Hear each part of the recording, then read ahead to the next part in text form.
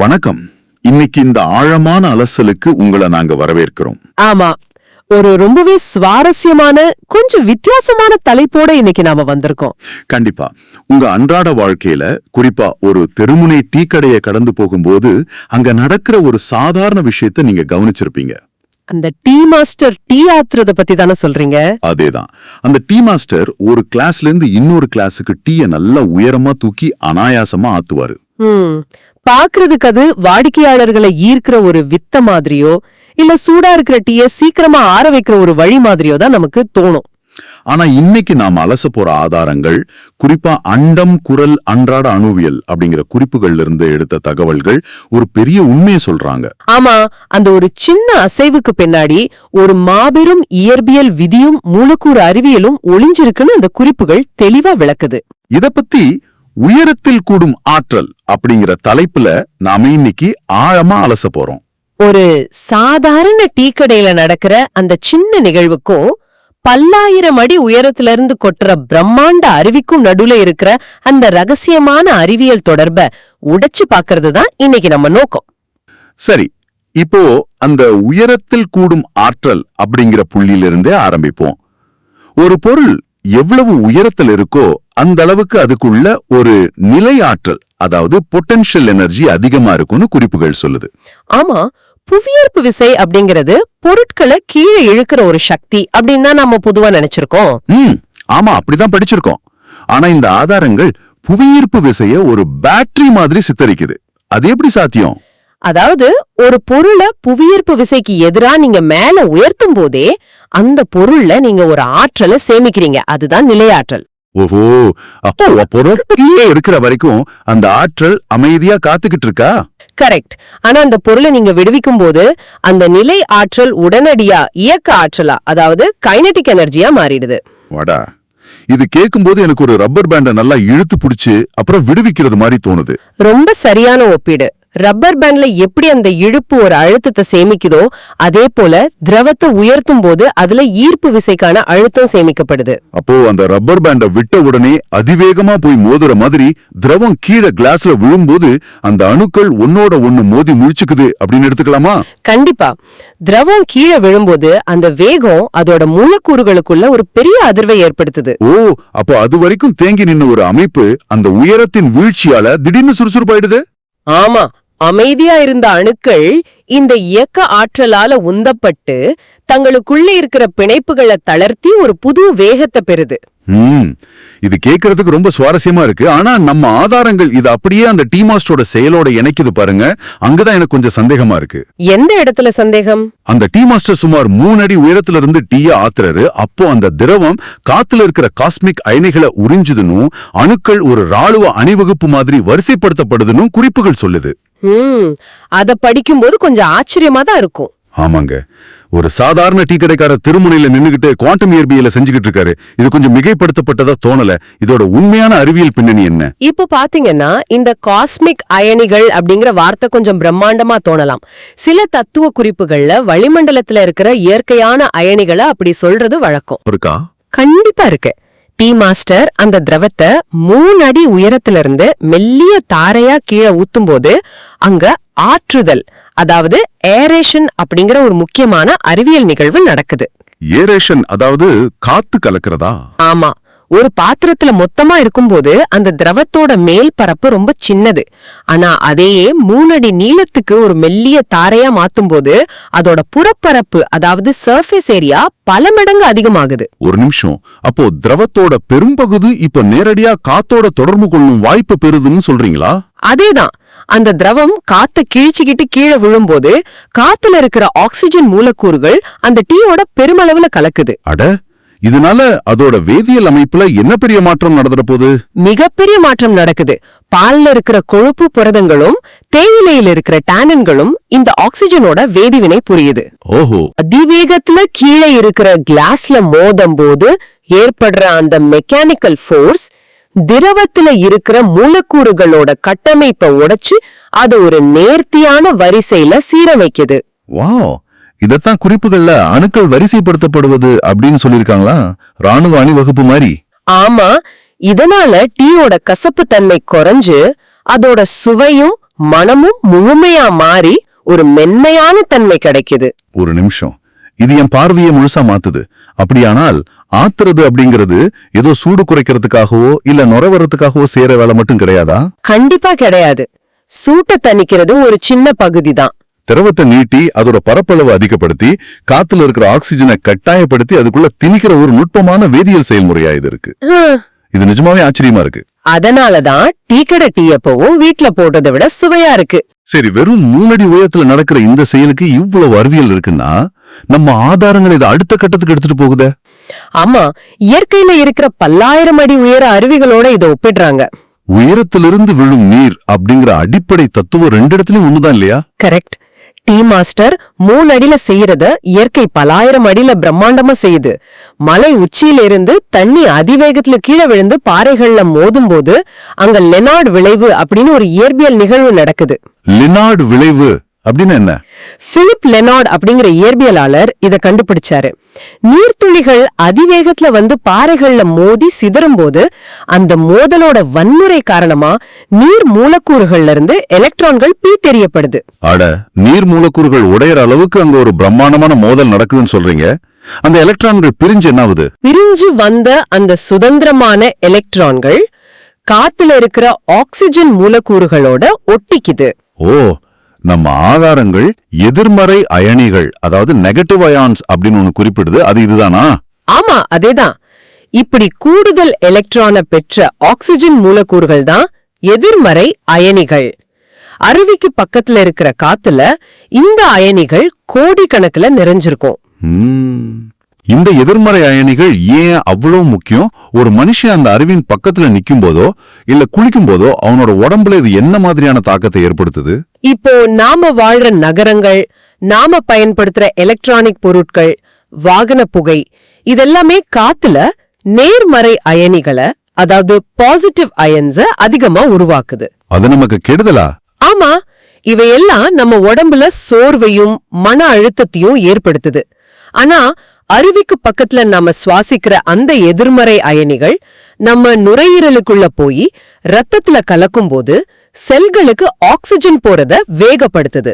Wow! அது மட்டும் இல்லாம மூளையில செரோட்டோனின் அப்படிங்கிற ஹார்மோன் அளவை சீராக்கி உடனடியா மன அழுத்தத்தை குறைச்சு ஒரு விதமான புத்துணர்ச்சியை கொடுக்குது. அருவியில குளிக்கும் போது நம்ம சோர்வு மாயமா மறைஞ்சு போறதுக்கு இதுதான் முழுமையான அறிவியல் காரணம். இத கேட்கும்போது அருவி அப்படிங்கிறது இயற்கையோட பிரம்மாண்டமான டீ ஆற்றுதல் நிகழ்வு அப்படின்னு தான் தோணுது. ஒரு மெகா சைஸ் டீ கடை. ரொம்ப அழகான ஒப்பீடு. டீ மாஸ்டர் கைகள்ல இருக்கிற கிளாஸ்களுக்கு பதிலா இயற்கை மலையையும் பாறைகளையும் பயன்படுத்தி தண்ணிய பலாயிரம் அடி உயரத்திலிருந்து ஆத்தி ஆக்சிஜனை கலந்து எலக்ட்ரான்களை பிரிச்சு மனிதர்களுக்கு இந்த நெகட்டிவ் அயனிகளை பரிமாறுது. இது ஒரு அற்புதமான இயற்கை சுழற்சி. கண்டிப்பா. அந்த இயக்கமும் வீழ்ச்சியும் தான் அந்த நீருக்கு உயிர்ப்பு கொடுக்குது. அந்த இயக்கம் தான் இயற்கையோட மாபெரும் சுத்திகரிப்பு இயந்திரம். இந்த இடத்துல நம்ம ஆதாரங்கள் இன்னொரு முக்கியமான கேள்வியை எழுப்புது. உயரத்திலிருந்து விழும் ஆற்றலோட நன்மைகளை பார்த்தோம். இயக்கம்னா உயிர்ப்புன்னு ஆயிடுச்சு. ஆமா. ஆனா எந்த இயக்கமும் இல்லாம ஒரு பொருள் தேங்கி நின்னா என்ன நடக்கும்?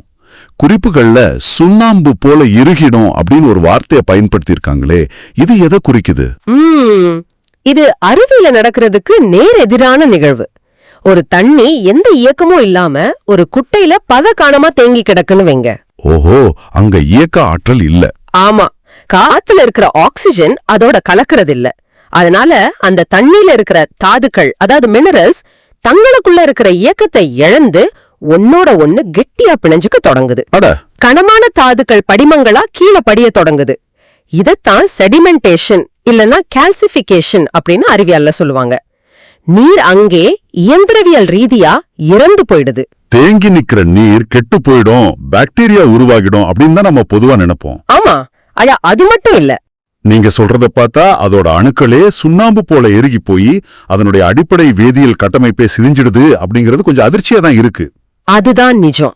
தேக்கு நிலை அணுக்களை இறுக செஞ்சிடும். அப்படி என்றால் சுத்தம் அப்படிங்கிறது நாம நினைக்கிற மாதிரி வெறும் தூசியையோ குப்பையோ அகற்றுவது மட்டும் இல்லையா? அணுக்களை தொடர்ந்து இயங்க செய்வதும் காத்தோட கலக்க செய்வதும் தானே உண்மையான சுத்தம். துல்லியமா புரிஞ்சுக்கிட்டீங்க. ஒரு மூடிய பாட்டில் அடைச்சு வச்சிருக்கிற தண்ணிய விட பாறைகள்ல மோதி காத்தோட உரசி பல 100 மைல்கள் ஓடி வர்ற நதிநீர் சுத்தமானது. ஏன்னா அந்த நதி நீர் தொடர்ந்து தன்னைத்தானே ஆற்றிக் கொண்டே இருக்கு இல்லையா? கரெக்ட். ஆற்றுதல் மற்றும் இயக்கம் அப்படிங்கிறது அணுக்களை சுதந்திரமாக்கி அதோட உயிர்ப்பை தக்க வைக்கும்.